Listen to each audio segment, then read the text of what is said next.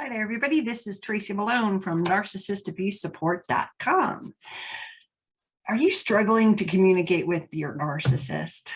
It's not easy. They can be hostile and things get escalated when they don't need to be.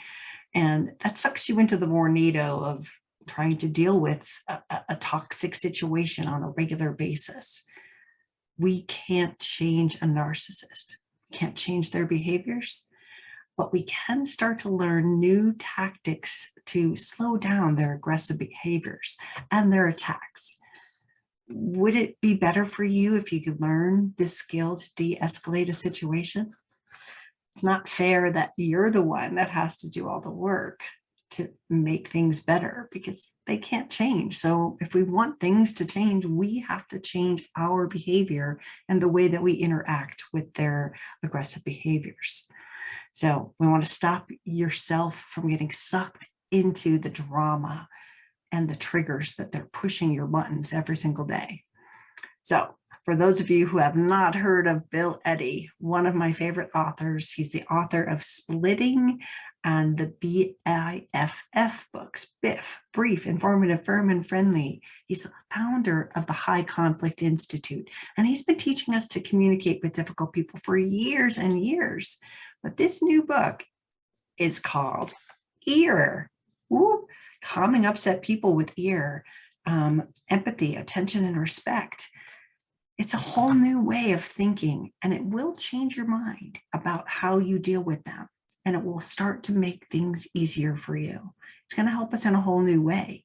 So without any further ado, let's welcome Bill today to my show so he can teach us about his new work developing the EAR process of how to communicate with a toxic person. Welcome, Bill. Thank you so much for joining me. Thank you, Tracy. I'm glad to be on with you. It's such an exciting day when I get to see Bill Eddy because your work has literally lit the way for so many people. And your new book, which is what we're here to discuss, hold it up for the people again, Calming Upset People with EAR. Can you explain like what EAR stands for and how did you come to writing this book? Yeah, so EAR stands for EAR, Empathy, Attention, and Respect.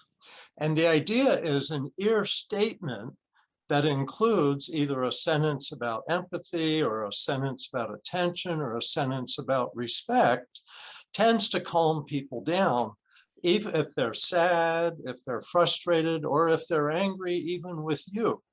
So the idea here is to just, instead of focusing on defending yourself or making it about you, is stay tuned to them and give them an EAR statement.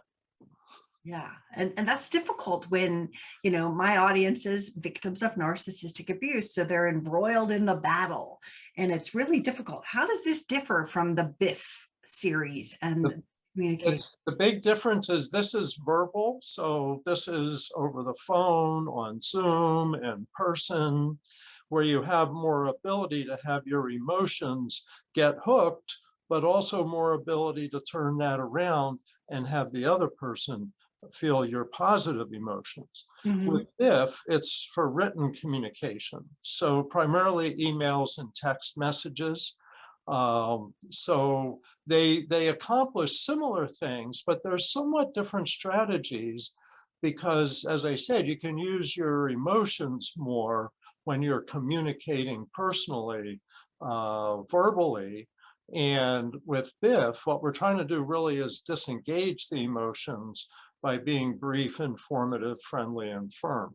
Mm-hmm. So the ideal thing is to use both methods, the Biff in writing and the EAR in live conversations. Absolutely. Thank you. Now, it's so important for our listeners to understand that this isn't something that we like come out of the book and read it like and go, oh, I got this one, right? It's practicing it. It's going and implementing it and feeling it so that it becomes more natural than I'm reading from a book, here's the answer.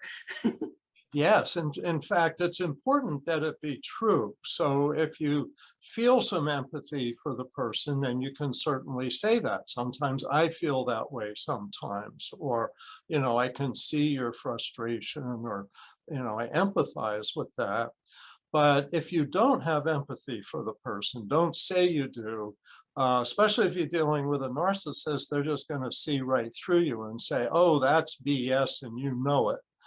So in that case, if you can think of something you respect that they're doing, and narcissists like the word respect. So if you can sprinkle your conversations with that word, I respect your relationship with our daughter, or I respect that project that you did last week, or your promotion at your job, something like that. But again, it has to be true, has to be honest.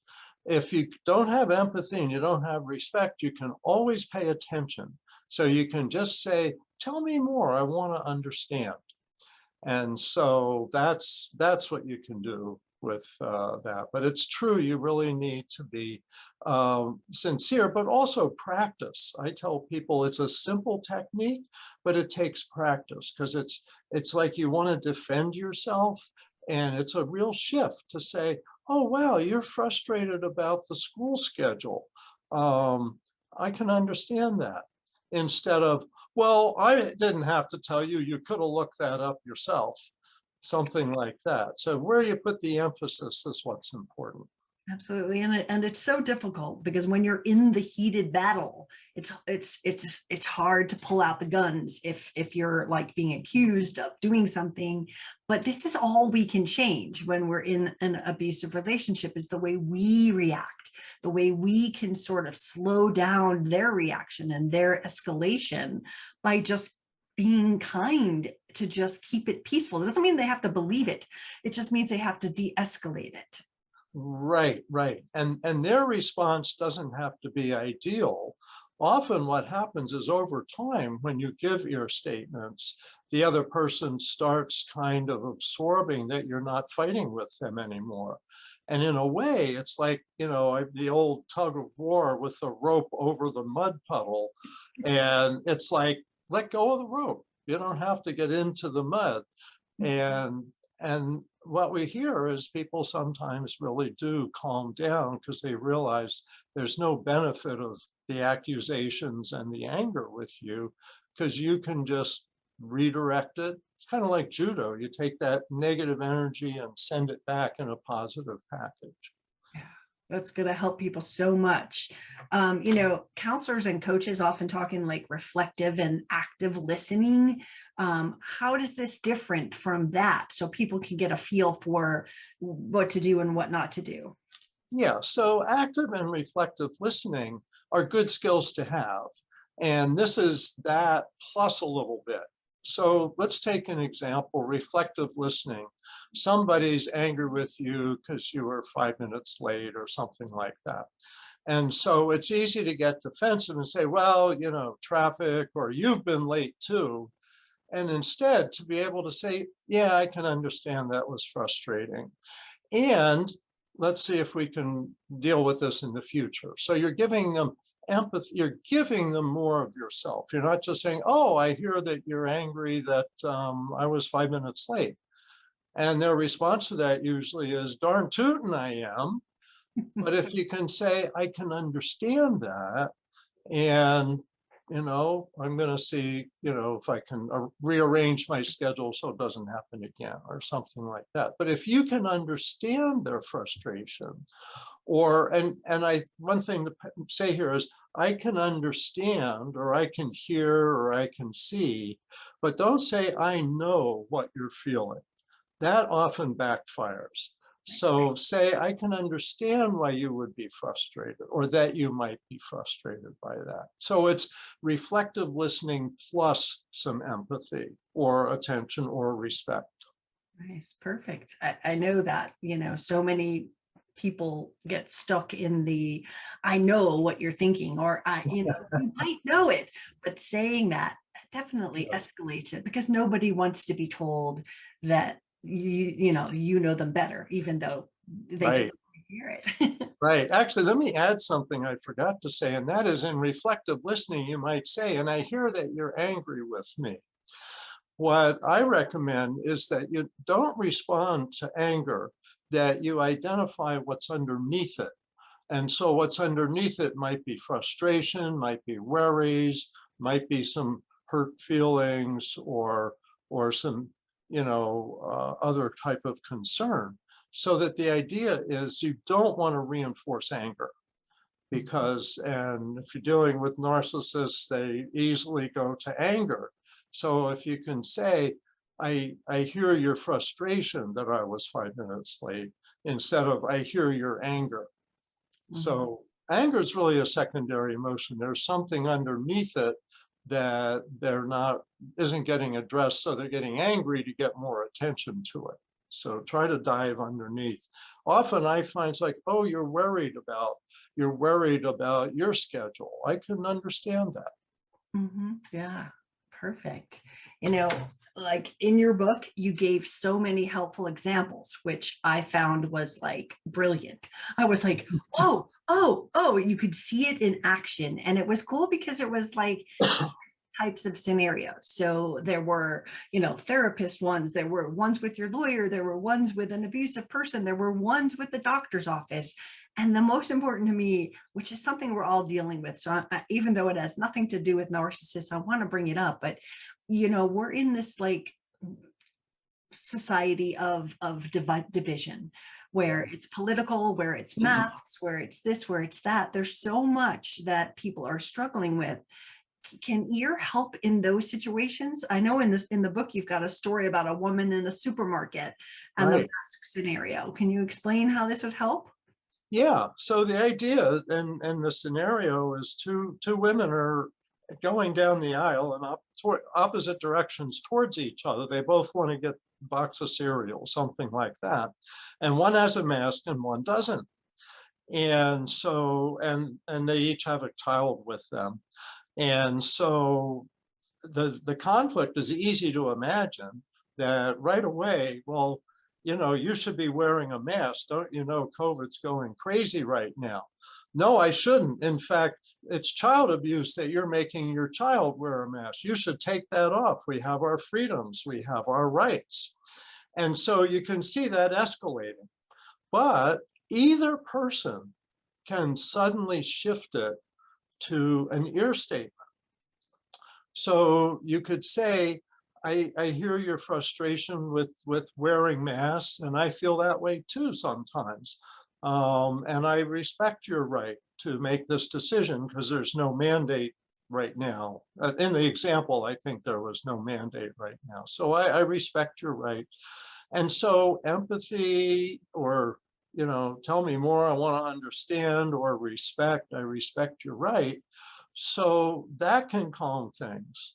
Or the person without the mask could say, yeah, I know you're worried that you're going to catch it and die. And, I'm vaccinated. I assume you are. So why, and so you can empathize. So either person can shift the conversation from defensiveness to empathy and connection.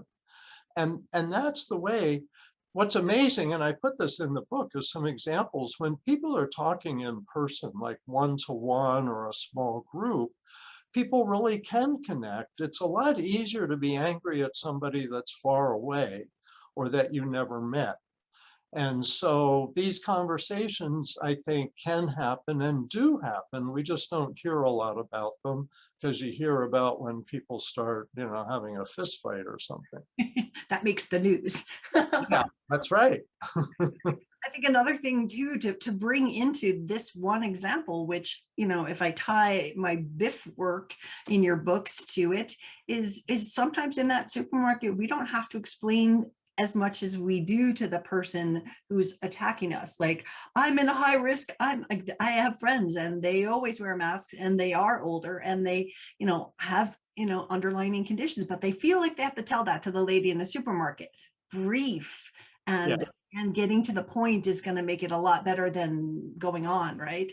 You're absolutely right. And you can be brief in your ear statements. And that's a really good recommendation. I typically think of them as a sentence, and it could be an empathy sentence or an attention sentence, tell me more, I want to understand, or a respect sentence. Doesn't have to be all three. Or some people put all three together, but that's all you have to do. And you can say, I respect our right your right to disagree. And so I'm going to back up for a minute, and you can get your cereal and then I'll get mine. And either one of them can say that. It's like, it doesn't have to be a confrontation, it can be a connection. I love that. The last piece that I really want to discuss with the people here on the show is the ear for self. You know, so often when we are a victim of abuse, we become like the recordings in our head. We are actually hurting ourselves without the empathy. Can you talk about how ear can help self? Definitely. So there's, and I learned this because I had to learn this working in high conflict cases, because even though, let's say I'm doing a mediation and husband and wife are angry at each other, at some point, one or both of them are going to get angry at me. And so I have to be ready for that. So I give myself some ear statements before what's going to be a high conflict mediation or other meeting. And the one that I like the most is, Bill, it's not about you. It's about what's going on for that person. And so I don't have to take it personally. I don't have to defend anything. They're angry because they're frustrated because their case is not going the way they want it to, or something like that. And so it's like, it's not about me. Another is, I'm not responsible for what happens to them. Even when I've had cases as a lawyer, had cases as a mediator, had cases as a therapist, I'm only responsible for my part. And so sometimes the cases went great and sometimes they didn't go well, but I couldn't control the other person. And you don't have to try to control what you do, adapt what you do. So that's what I learned. And I have much better success in relationships with clients when I learned this stuff, because I didn't take it personally. I could stay focused on what was going on for them. So I'm not responsible for their outcome. It's not about me. Now, there's one I do secretly, but I'll tell you. And that is, I used to be a kindergarten teacher before I became a therapist, before I became a lawyer. And so I've worked with every age group. And so when I'm having a hard time having empathy is I picture the person as a 5-year-old. And I go, this person is emotionally 5 years old right now. And so how would I talk to a 5-year-old? And I would pat them on the head and redirect them. You know, Johnny, we're going this way. We're going, good, Johnny, good, Johnny. It's not quite that tone of voice, but it makes me not feel helpless. It makes me feel like, you know, this is going on inside of them. And I don't have to take it personally. And it also helps me to think of ear statements. I know I can think of an ear statement and that's going to help the situation. So I tell myself I can deal with this. Now, there's times when I put yellow Post-it stickies on the bathroom mirror to remind myself, Bill, today is not about you. It's about your client's difficult case. And so I don't take it personally because I know I'm gonna receive some anger today, but I don't have to absorb it. Absolutely. And that's the hardest part about being around high conflict situations. As a mediator, as a coach, we're sitting here, they're all jacked up. And so it's hard to not get sucked into it. So that's amazing advice. I love the 5-year-old. I'm comparing a narcissist to a 5-year-old and just going, you know, like, think of it that way, because you would react differently. And, you know, as much as it's sort of like they think they're giving them a pass, just it's making your life simpler to not engage in the war. The more you can calm down the battle, the easier and more peaceful your life will be. Because if you escalate it, you know where it's going. It's not going to stop. Exactly. And so it's just changing ourselves. That's the key. And nurturing ourselves. And I don't remember if I put it in the book, but sometimes just going for a walk or being somewhere green. They say the human brain needs to be around greenery.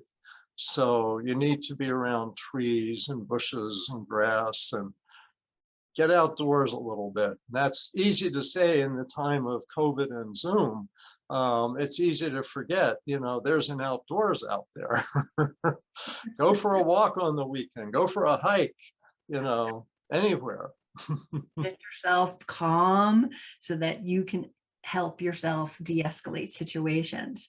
So this book is for anybody that is dealing with someone that's going to be in a possible conflict situation. Yes. And one thing I'm proud of with this book is I tried to write it so that it would be comfortable for high school students.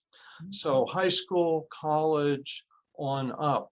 And biff responses too, I think are helpful for high school and college.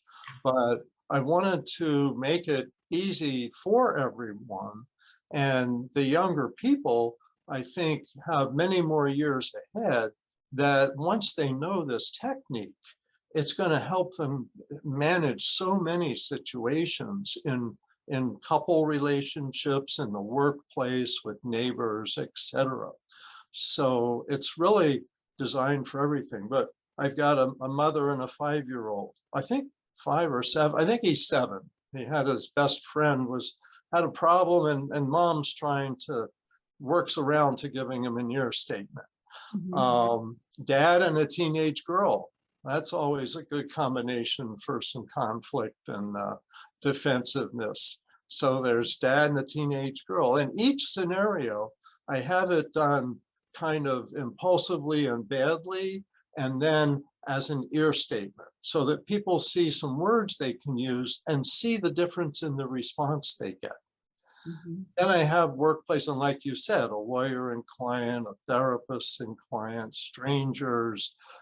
Some people say, why should I have to be nice to someone who's being really terrible to me? And so I included the most extreme example possible, where a woman was taken hostage by an escaped prisoner who killed three people the day that he took her hostage. And so she knew she had to manage the situation. And this is a real story. It's not my story. I read it in her book, but it's pretty amazing. And she got out of it alive and convinced him to give himself up to the police. And and I think she used ear statements for about 6 hours, and that's what turned things around.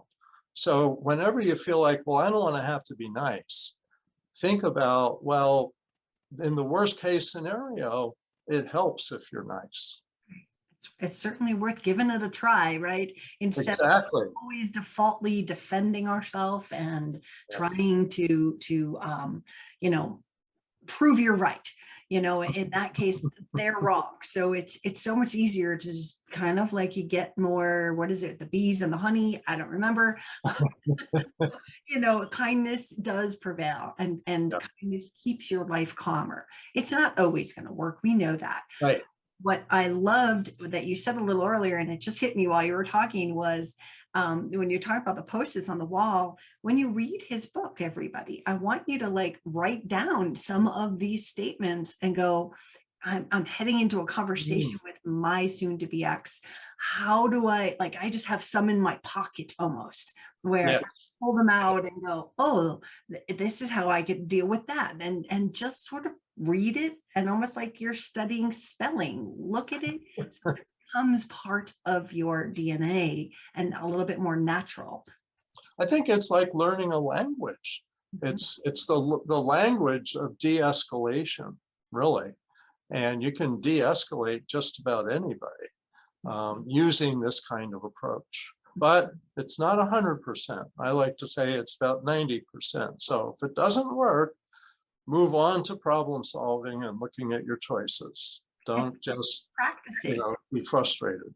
What's that? The more you practice, yes, the better you'll get, the better the situation will get. So don't do it once and go, oh, that never worked. It's really like, okay, that technique didn't work that time, but could it have gotten worse? Yeah. Did I maybe help a little? Okay, try it again. Don't give up because it didn't work once. Just keep on trying, because eventually it's going to stick.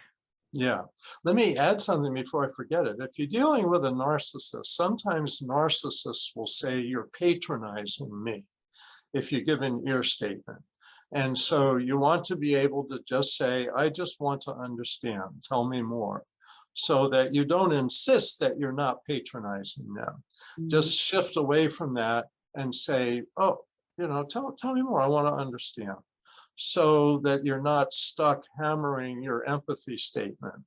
The other thing I want to say is some people will manipulate you with your empathy. Say, "Well, if you really care about me, then you'll do this job for me." And you want to let them know, "I have some empathy for you, but even I have limits." Set those boundaries. Yeah, yeah. Well, this has been amazing talking to you. I can't thank you enough. Is there anything you want to just like that we didn't cover, that we didn't talk about, that you want to get in today? Well, one thing, I'll be pretty brief on it, is the idea that emotions are contagious. And so the other person's negative emotions coming at you, your brain, your body are going to start absorbing those and wanting to react in a similar way. So if you have incoming anger, it often leads to outgoing anger. So, but that's not totally automatic. You can override that consciously and say, like, "It's not about me. Bill, remember, give an ear statement. It's not about you." And you can turn that around. And your positive emotions, your ear statements, and your calmness, your body language can be contagious going back. So you can actually receive negativity, turn it, spin it around into positive emotions. And those are also contagious. I should mention, I learned some of this working in a psychiatric hospital with patients with head injuries. And they were angry all the time. And you say, "Yeah, I hear your frustration with the lunch line. Well, you know, it's a hard thing, but we'll get through it." And they like calm down because you don't fight with them.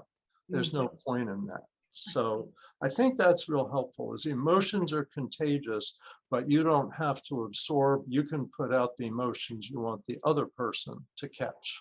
Absolutely. In the book, you described a dad coming home and he was all frustrated and turned around, and his emotions hit the wife, and the wife hit hit the kid, but like reacted to the child. The child picked up on it, and then the child kicked the dog. I mean, it was sort of this, it was contagious through the whole thing. And so our goal is to de-escalate so the dog doesn't get kicked and your kid Right. doesn't get sucked in and you don't get emotionally off the rails. So I think learning this skill is going to be so powerful for all the people watching.